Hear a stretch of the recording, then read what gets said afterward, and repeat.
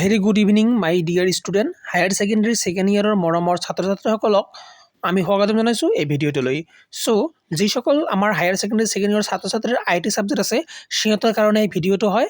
আৰু এইবাৰ 2023 আৰু 24 চনত তোমালোকৰ যিটো কুৱেশ্যন পেপাৰ আছে এই কুৱেশ্যন পেপাৰটো আমি আলোচনা কৰিবলৈ গৈ আছোঁ। ঠিক আছে, চ' নাম্বাৰ 1 কুৱেশ্যনটো কি কৈ আছে, choose the correct answer from the following. তলৰ পৰা যিকোনো এটা আমাৰ কাৰেক্ট এনচাৰ চুজ কৰিব লাগে। চ' এই নম্বৰ কুৱেশ্যনটো কি কৈছে, আমি ডাইৰেক্ট এই নম্বৰ কুৱেশ্যনটোলৈ গুচি যাম। Upselling is an example of which of this BPO service. Upselling কোনটো BPO ছাৰ্ভিচৰ অন্তৰ্ভুক্ত হয়। চ' আপচেলিং মানেনো কি সেইটো আগত আমি জানিব লাগিব। So' upselling is a business term that refer to the process of influencing a customer to purchase a product that's a premium and more expensive version of one they were about to purchase. Okay, তাৰ মানেনো কি, এই মানেটো এতিয়া বুজিম যে আপচেলিং মানে হ'ল এনেকুৱা এটা বিজনেছত ব্যৱহাৰ কৰা শব্দ যি শব্দ এনেকুৱা বুজায় যে আমি আমাৰ শব্দৰ জৰিয়তে আমি আমাৰ কথা কোৱাৰ জৰিয়তে বা মাৰ্কেটিং কৰাৰ জৰিয়তে আমি কি কৰিম, আমাৰ কাষ্টমাৰক ইনফ্লুৱেঞ্চ কৰিম বা বিশ্বাস প্ৰদান কৰিম যে সিহঁতে যেনেকুৱা ধৰণৰ প্ৰডাক্ট কম দামত বিচাৰি আছে তাতকৈ ভাল ধৰণৰ প্ৰডাক্ট সিহঁতে বেছি দামত কিনিব পাৰে বা কিনাত বাধ্য কৰবাটো। ঠিক আছে, ইয়া হ'ব আপচেলিং। ওকে, চ' ইয়াৰ ৰাইট অপশ্যনটো হ'ব টেলিমাৰ্কেটিং ছাৰ্ভিচ, অৰ্থাৎ অপশ্যন নম্বৰ 3।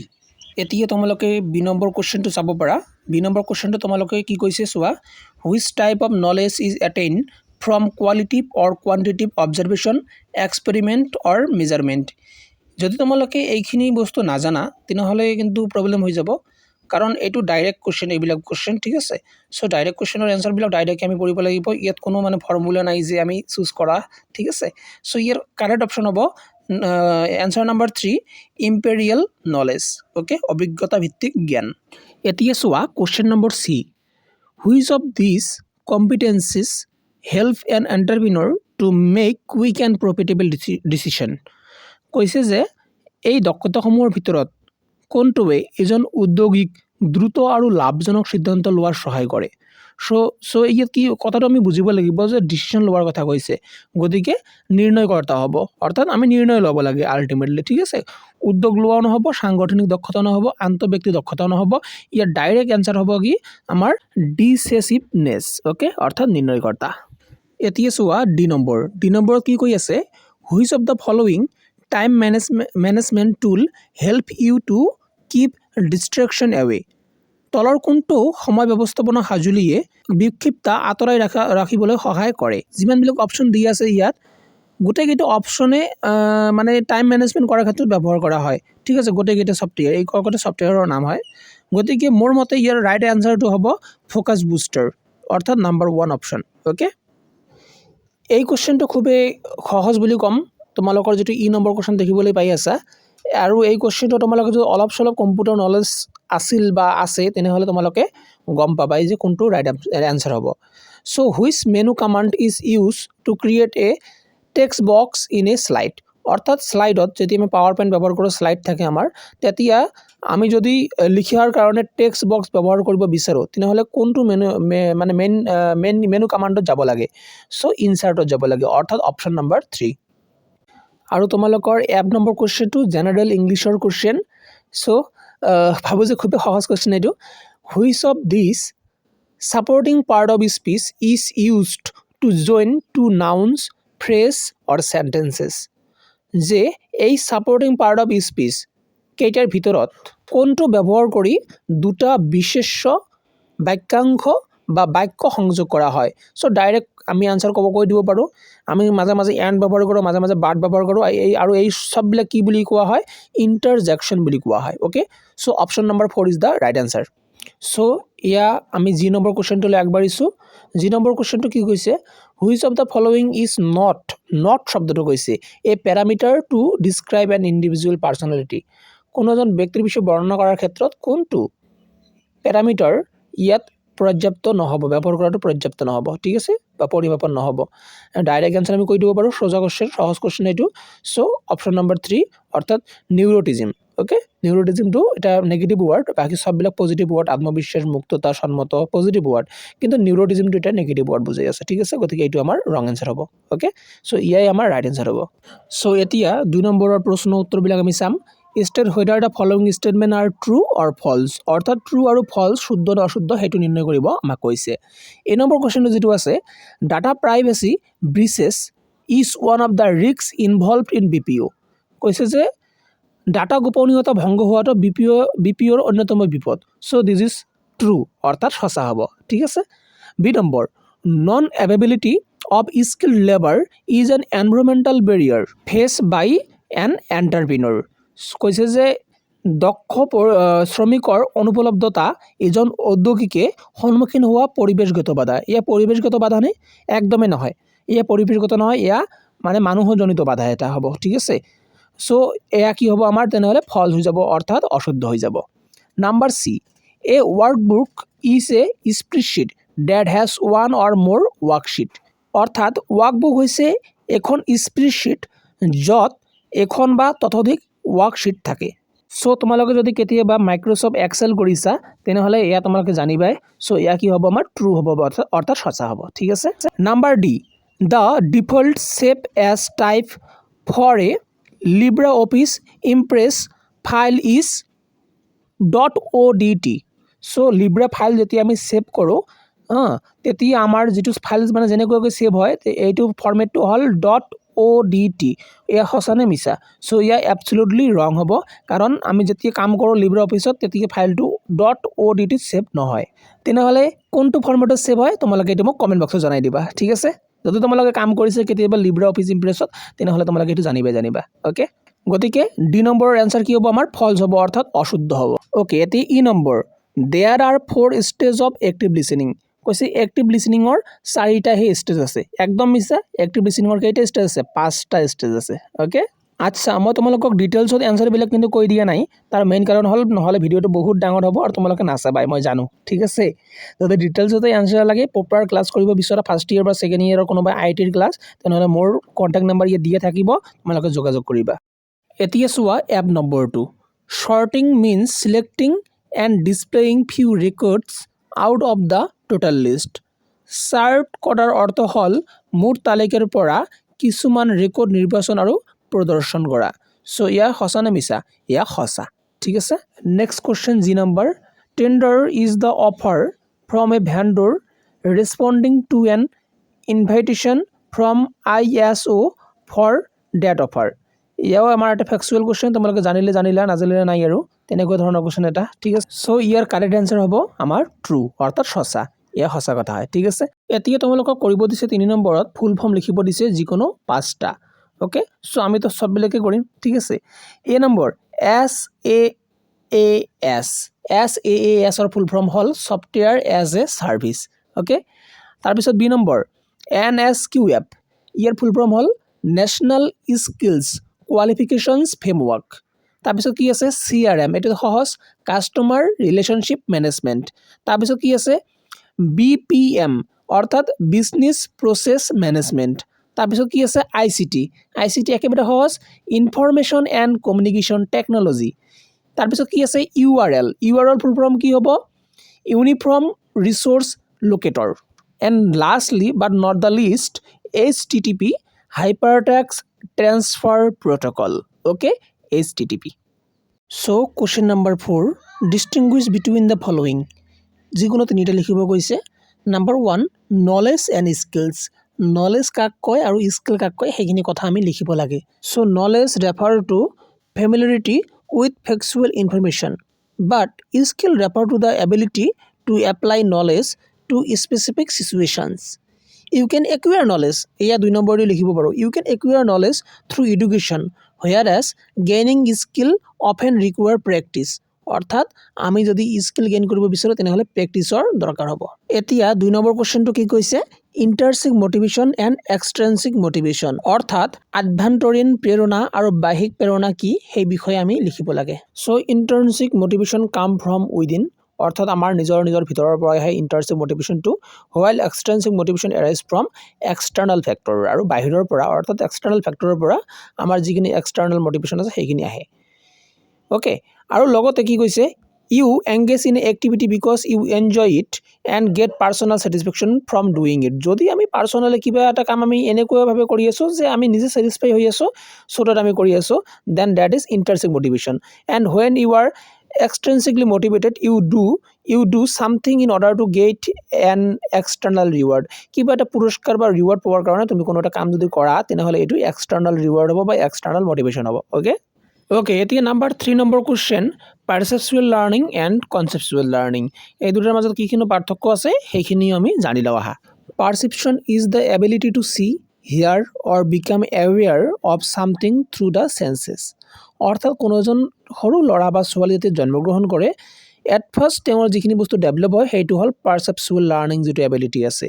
তেওঁ চাব পাৰিব, শুনিব পাৰিব আৰু তেওঁ এৱেৰ হ'ব তেওঁৰ চেন্সৰ জৰিয়তে, পঞ্চ ইন্দ্ৰিয়ৰ জৰিয়তে। Okay, concept, an idea of something formed by mentally combining all its characteristics. So' যিখিনি আমাৰ কনচেপচুৱেল লাৰ্ণিং আছে সেই তাতে কিন্তু আমাৰ গোটেইখিনি আমাৰ মগজুৰ যিখিনি কেৰেক্টাৰিষ্টিক্স আছে সেইখিনি বস্তু আহি যাব। অলছ' আমি ক'ব পাৰোঁ perception is commonly use to denote the acquisition of knowledge of an external object where the subject's level of awareness is such that conceptualization of that object required. So' perception যিখিনি আছে সেইখিনি commonly আমি এনেকুৱাকৈ ব্যৱহাৰ কৰোঁ যে acquisition of নলেজখিনি একুৱেৰ কৰা যিকোনো ধৰণৰ এক্সটাৰ্নেল অবজেক্টৰ পৰা। অ'কে, কিন্তু the subject level of awareness is such that conceptualization, কিন্তু যেতিয়া আমি কনচেপচুৱেলাইজেশ্যনৰ কথা ক'ম তেতিয়া কিন্তু ছাবজেক্ট যিটো লেভেল এৱাৰনেছটো হ'ব এইটো কিন্তু এৱাৰনেছটো মানে ছাবজেক্ট লেভেলৰ হ'ব, সেইটো কমনলি নহ'ব। ঠিক আছে, এতিয়া 4 নম্বৰ কুৱেশ্যনটো, স্প্ৰেডশ্বীট এণ্ড প্ৰেজেণ্টেশ্যন। স্প্ৰেডশ্বীটনো কি আৰু প্ৰেজেণ্টেশ্যননো কি? So' presentation software is commonly use to communicate text, images, videos or even tables and graphs to a group of audience, while spreadsheet software are commonly used to analyze numerical or text data only. Okay, এইখিনি কথা আমি মনত ৰাখিব লাগে। Moreover, a spreadsheet shows a collection of worksheet that combine to form a workbook, whereas a worksheet is one page present within the workbook. Okay, এইবিলাক বস্তু সৰু সৰু বস্তু এইবিলাক মনত ৰাখিলে হৈ যায়। চ' 5 নম্বৰটো, right short note on the following. যিকোনো 4টা লিখিব কৈছে শ্বৰ্ট নোট। অ'কে, 4 নম্বৰ কৈ আছে গতিকে বহলাই লিখিব লাগিব। Number 1, quality assurance. So' quality assurance কি? Quality assurance is the term use in both manufacturing and the service industries to describe the systematic effort taken to assure that the product delivered to customer meet the contractual and other agreed upon performance, design, reliability and maintainability expectation of that customer. Okay, so there are 4 type of quality assurance: internal quality assurance, external quality assurance, process quality assurance and product quality assurance. Okay, so next question কি কৈছে? startup বিষয়ে লিখিব লাগে এটা short note. So a startup is a company that is in the initial stage of their business. Founder normally finance their startup and may attempt to attract outside investment before they get off the ground. Okay, funding source include family, friends and vendor capitalist, crowdfunding and loans also. Okay. Oh, as per Government of India, an entity shall be considered a startup. A number condition up to 5 years from the date of its registration. B number এটা কি কব, option নহয় কি হবে এটা condition, if its turnover for any of the financial year has not exceeded rupees 25 crore, and C number condition, it is working toward innovation, development or commercialization of new product, processes or service driven by technology or intellectual property. So number C, what is payroll? Payroll is the total of all the compensation that a business must pay to its employees on a given date or for a set period. It is usually managed by an enterprises, accounting or human resource department. In the case of small businesses, payroll are directly managed by the owner or an associate. তোমালোকৰ কিতাপত পেৰোলৰ বিষয়ে আৰু বহুত বিতংভাৱে তথ্য দি আছে, তোমালোকে চাব পাৰা। নাও ডি নম্বৰ প্ৰশ্নটো চোৱা, waste মেনেজমেণ্টৰ ওপৰত আমাক লিখিব দিছে। So waste management or waste disposal include the processes and action required to manage waste from its inception to its final disposal. This include the collection, transport, treatment and disposal of waste together with monitoring and regulation of the waste management process and waste related laws, technologies and economic mechanisms. এতিয়া number কুৱেশ্যনটো চোৱা online কেলেণ্ডাৰ্ছ। Online কেলেণ্ডাৰক কি বুলি কোৱা হয়? Digital calendar বুলিও কোৱা হয়। এই digital calendar is a collaborative or personal time management software with a calendar that can be used to keep track of planned event. The calendar can also contain an appointment book, address book, or contact list. Common features of digital calendars are that user can enter their own event, change the visibility of the calendar. Okay. Now app number question, elements of communication. So there are 5 basic communication elements like the sender, the receiver, the message, the channel and obviously feedback. Okay, so যদি আমি এইবিলাক অপশ্যনকে অলপ describe কৰি লিখোঁ যে sender কাক কোৱা হয়, ৰিচিভাৰ কাক কোৱা হয়, মেছেজ কি হয়, চেনেল কি হয়, ফিডবেক কি হয়, তেনেহ'লে কিন্তু আমি পাৰ্টিকুলাৰ যিখিনি নাম্বাৰ এই কুৱেশ্যনটোত আছে আমি পাই যাওঁ তেনেহ'লে। ঠিক আছে। Now the question is what is clip art? Write down the step to insert a clip art in a presentation. Okay. So clipart basically is a type of graphic art and pieces are pre-made images used to illustrate any medium. Today clipart is used extensively and come in many forms, both electronic and printed. Okay? So এতিয়া আমি clipart কেনেকৈ insert কৰিব পাৰোঁ? At first we need to click on insert from the menu and তাৰপিছত আমি কি কৰিব লাগিব? Select clip art. Okay, image নহয়, ইয়াত ইমেজ দিয়া আছে, আমি ইমেজত ক্লিক নকৰিম, আমি ক্লিপ আৰ্টত ক্লিক কৰিম। দেন আমি সাৰ্চ কৰিম, সাৰ্চ বক্সৰ পৰা ক্লিপ আৰ্টৰ এটা বক্স ওলাব, তাৰ পৰা সাৰ্চ কৰিম। বিভিন্ন ধৰণৰ বস্তু সাৰ্চ কৰিলে বিভিন্ন ধৰণৰ ক্লিপ আৰ্ট আমাৰ ওলাই আহিব, ছবি বা পিকচাৰ ওলাই আহিব, সেইবিলাক আমি তাৰপিছত কি কৰিব পাৰিম? চিলেক্ট কৰিব পাৰিম। Okay. So next question is, what do you mean by enterprise resource planning? Write down some of the challenges in implementing ERP system. So ERP a process used by companies to manage and integrate the important part of their businesses, often via software to connect planning, purchase, inventory, sales, marketing, finance, human resources and more. So some of the challenges of ERP is like data integration, challenge management, project management, cost overruns, মাজে মাজে কষ্টখিনি কি হয়, খৰচখিনি বেছি হৈ যায়। ঠিক আছে। দেন তাৰপিছত কাষ্টমাইজেশ্যন, কণ্টিনিউৱেল ইম্প্ৰুভমেণ্ট প্ৰচেছ আৰু ছিকিউৰিটি আমি ক'ব পাৰোঁ। ঠিক আছে। Now next question, what is RFP অৰ্থাৎ request for proposal? Write the benefit of a well designed procurement process. So a request for proposal is both the process and documentation used in soliciting bids for potential business or IT solution required by an enterprise prices or government agencies. Okay. Some of the benefits of well-designed procurement policies are like cost savings, improved efficiency, cost reduction, enhanced visibility, increased transparency, also innovation, better operational performance, data quality, engaged suppliers, and also enhanced collaboration. Now the question is, what do you mean by business process outsourcing অর্থাৎ BPO? Write the advantages of a BPO. So business process outsourcing is a subset of outsourcing that involves the contracting of the operation and responsibilities of a specific business process to a third-party service provider. So various advantages of BPO are: number one, improve accountability, increase productivity, ensure security and disaster recovery, access to term of experts and services, cut operational cost, and also optimize performance and scalability. Okay, these are the some of the benefits of BPO service. So here we need to end our lecture. I hope তোমালোকক ভাল লাগিছে, আৰু যদি ভাল লাগিছে like comment subscribe কৰি দিবা। জয় হিন্দ, জয় ভাৰত।